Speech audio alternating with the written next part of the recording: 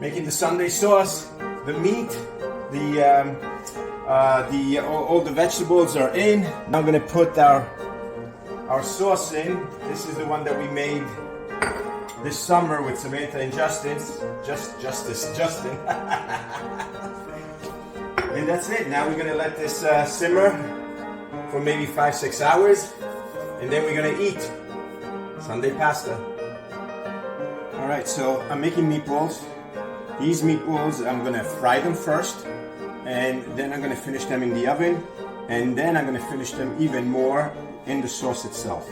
Okay, this is the trick to meatballs. Come here, let me show you. You see how rough this is? Okay, you can't overwork the meat. And what I mean by overworking it is squeezing it through your fingers. When you mix it, you gotta be gentle, okay? So you gotta handle your meat gently, right? So then the meatballs, when you roll the meatballs, you can't be squeezing them too hard. That's what most restaurants do, and the reason why they do that is because they make them in mass.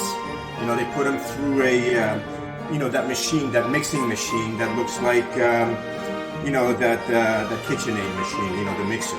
Anyway, so if you want success with your meatballs, one of the ways to do it is to do it like this, where you don't over process them. Secondly is to fry them, because the frying and the grease, the oil gives them that extra flavor. And you finish them in the oven, and then you put them in the sauce, which is what I'm doing right now. The ingredients in my meatballs, what I put in my meatballs are fresh garlic, fresh parsley, fresh grated cheese, some breadcrumbs, very little bit of half and half, actually not half and half, heavy cream, and then I put some red wine, a couple eggs, and then I mix it. And when I mix it very gently. All of the food that we got today was from Giunta's Meat Farms in Northport. We're going to be eating it with some peccatelli from Ronzoni. Not my favorite, but this is all they had. We also bought some campanelle, which is great to go with soup, and casarecce and orecchiette, which is great for broccoli rabe and sausage.